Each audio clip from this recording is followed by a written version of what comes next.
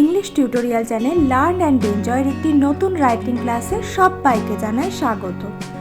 আজকে আমি তোমাদের জন্য এনেছি একটি প্যারাগ্রাফ রাইটিংয়ের ক্লাস এবং আজকে আমরা একটা প্রসেসিং রাইটিংয়ের ওপরে প্যারাগ্রাফ লিখব।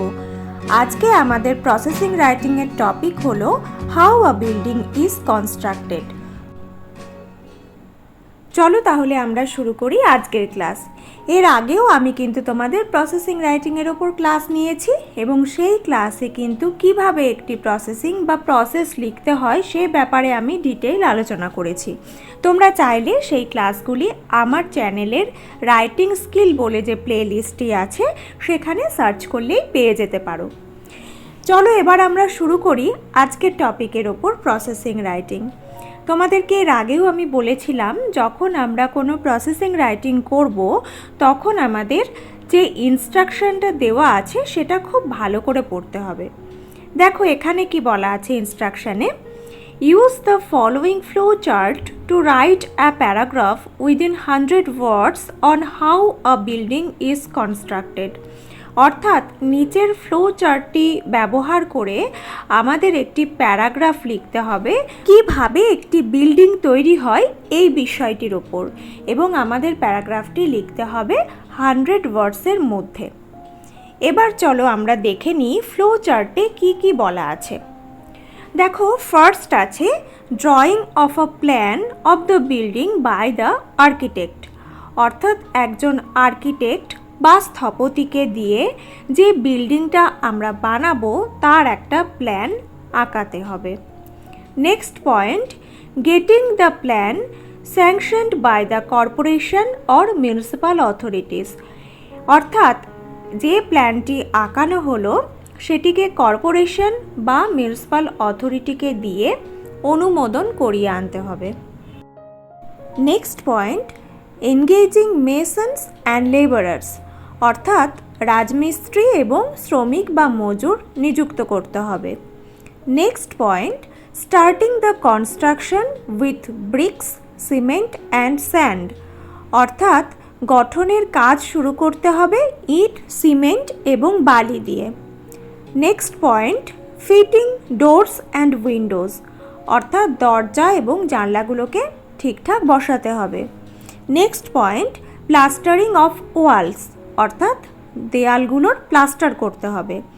Next point, wiring. অর্থাৎ বৈদ্যুতিক সংযোগটা ঠিকঠাক করতে হবে। Next point, electric and water connections.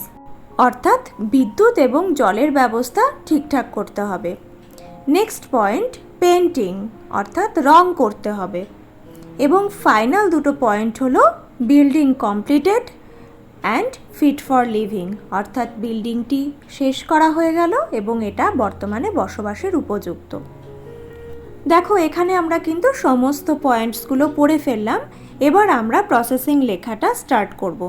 তোমাদেরকে এর আগের ক্লাসেও আমি বলেছি যে প্রসেসিং লিখতে গেলে আমাদের ফার্স্ট একটা টাইটেল বা হেডিং দিতে হয়, যে টাইটেল বা হেডিংটা আমরা কিন্তু ইনস্ট্রাকশনের মধ্যেই পেয়ে যাই। তাহলে দেখো এখানে ইনস্ট্রাকশনের মধ্যে থেকেই আমরা কিন্তু আমাদের হেডিংটা খুঁজে বার করব। দেখো ইনস্ট্রাকশনের মধ্যে ছিল use the following flow chart to write a paragraph on how a building is constructed.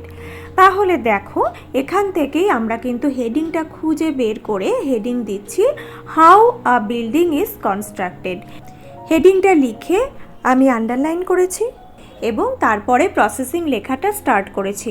তোমাদের আগেও বলেছিলাম যে আমরা যখন প্রসেসিং লিখব লেখার শুরুতে একদম স্টার্টিংয়ের পয়েন্টটা দেওয়ার আগে কিন্তু ইন্ট্রোডাক্টরি সেন্টেন্স লিখব। অর্থাৎ যে বিষয়টির ওপর আমরা প্রসেসিং লিখছি সেটি আসলে কি সেইটা বর্ণনা করে আমরা একটি বা দুটি সেন্টেন্স লিখব। তাহলে এখানে যেহেতু আমাদের টপিক হচ্ছে যে বিল্ডিং কেমনভাবে তৈরি হয়, সেহেতু আমরা প্রথমেই ইন্ট্রোডাক্টরি সেন্টেন্স হিসাবে বিল্ডিং কি সেইটা দেখো লিখেছি। এবং তোমাদেরকে এর আগের ক্লাসেও আমি বলেছিলাম যে ইন্ট্রোডাক্টরি সেন্টেন্সের ক্ষেত্রে আমরা কিন্তু সিম্পল প্রেজেন্ট টেন্স ইউজ করতে পারি। সেক্ষেত্রে যে সবসময় প্যাসিভ ভয়েস ইউজ করতে হবে এমন কোনো ব্যাপার নেই। এখানে দেখো ইন্ট্রোডাক্টরি সেন্টেন্স হিসাবে আমি কি লিখেছি, A building is a structure with roof and walls and it gives shelter with security. অর্থাৎ একটা বিল্ডিং হলো এমন একটি গঠন যেটা ছাদ এবং দেওয়াল নিয়ে তৈরি এবং এটা নিরাপত্তার সাথে আশ্রয় দেয়। Nowadays, we can see various kinds of buildings in our locality and those are used for various purposes. অর্থাৎ বর্তমানে আমরা নানা ধরনের বিল্ডিং দেখতে পাই আমাদের অঞ্চলে এবং সেগুলো বিভিন্ন উদ্দেশ্যে কিন্তু ব্যবহৃত হয়। আমরা বিল্ডিং বলতে কিন্তু শুধুমাত্র থাকার জায়গা বুঝি না। হতে পারে সেটা কোনো থাকার জায়গা অর্থাৎ কোনো বাড়ি, বা হতে পারে কোনো হসপিটাল, হতে পারে কোনো শপিং মল, হতে পারে কোনো স্কুল। সুতরাং বিল্ডিং কিন্তু নানা কাজে নানা উদ্দেশ্যে ব্যবহৃত হতে পারে। But the process of constructing a building is not an easy task. কিন্তু এই বিল্ডিং তৈরি করার কাজটি কিন্তু খুব সহজ কাজ নয়। Some steps are needed to be followed for that. অর্থাৎ এর জন্য আমাদের কিছু ধাপ অনুসরণ করতে হয়। এই কয়েকটি সেন্টেন্স আমি কিন্তু ইন্ট্রোডাক্টরি সেন্টেন্স হিসাবে লিখেছি। এরপরে আমি যে ফ্লো চার্টের পয়েন্ট দেওয়া আছে সেইগুলো লেখা স্টার্ট করব। এবার দেখো এখানে একটি জিনিস বোঝার আছে। এখানে আমাদের ফার্স্ট যে পয়েন্ট ছিল সেখানে দেওয়া ছিল যে বিল্ডিংটা বানানো হবে সেটার একটা প্ল্যান একজন আর্কিটেক্টকে দিয়ে আমাদের আঁকাতে হবে।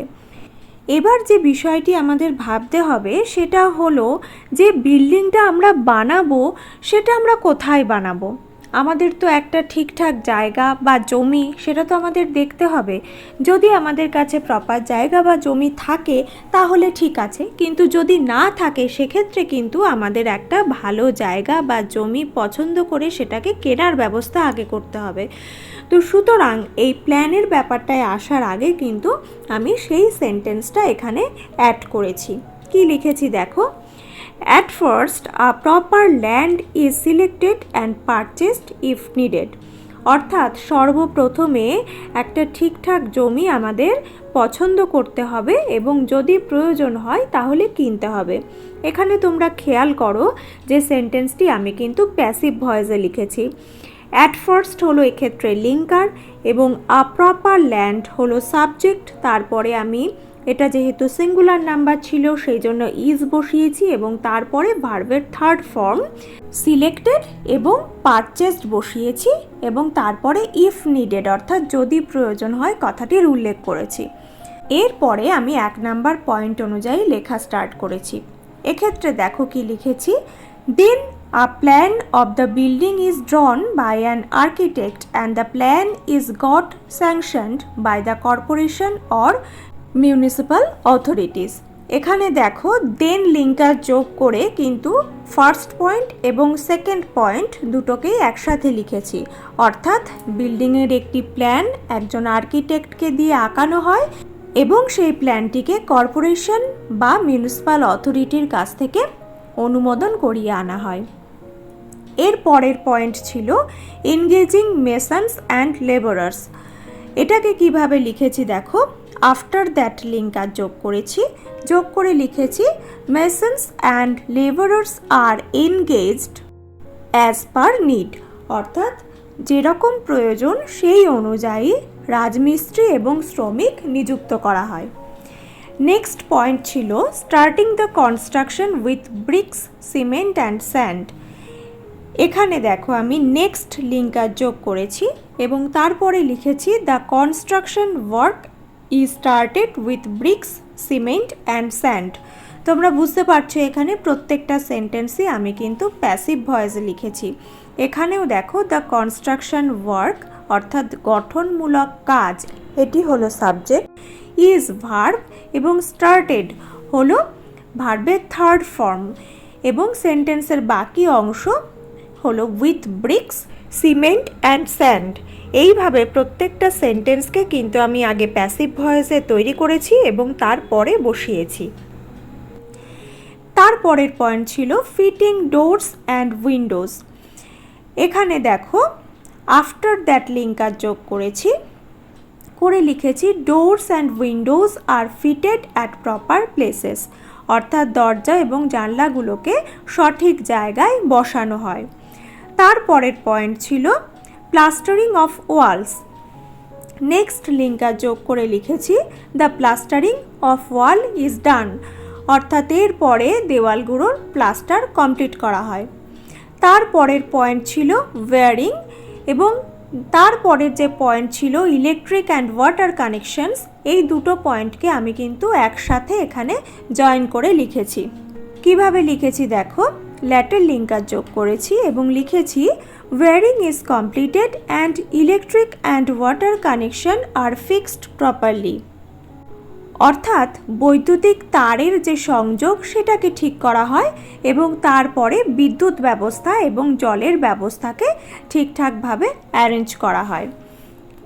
নেক্সট পয়েন্ট ছিল পেইন্টিং, এবং এটাই কিন্তু সবচেয়ে শেষের কাজ। সুতরাং দেখো, এক্ষেত্রে আমরা কিন্তু অ্যাট লাস্ট লিঙ্কার যোগ করেছি এবং লিখেছি painting is done to make the building more beautiful, অর্থাৎ সর্বশেষে রং করা হয় এই বিল্ডিংটাকে আরও সুন্দর করার জন্য। এরপরে ফাইনাল যে দুটো পয়েন্ট ছিল সেটাকে কিন্তু আমি এখানে একসাথে করে লিখেছি ফাইনালি লিঙ্কার দিয়ে। Finally the building is completed and made ready for living, অর্থাৎ ফাইনালি বিল্ডিংটা শেষ করা হয় এবং বসবাসের উপযুক্ত করে তোলা হয়। তাহলে তোমরা দেখলে স্টেপ বাই স্টেপ কিভাবে পয়েন্টগুলোকে ফলো করে আমরা প্যাসিভ ভয়েসে সম্পূর্ণ প্রসেসিংটাকে কমপ্লিট করলাম। এখানে আমি আমার মতো করে গুছিয়ে প্রসেসিংটা লিখেছি। তোমরা যখন লিখবে তোমাদের মতো করে সেন্টেন্সগুলোকে সাজিয়ে নিয়ে প্যাসিভ ভয়েসে প্রসেসিংটা কমপ্লিট করবে। আজকে আমার রাইটিং ক্লাস এখানেই শেষ করছি। তোমরা যারা ভিডিওগুলি দেখছো, যদি ভালো লাগে প্লিজ লাইক করো, কমেন্ট করো, বন্ধুদের সাথে শেয়ার করো ভিডিওগুলি।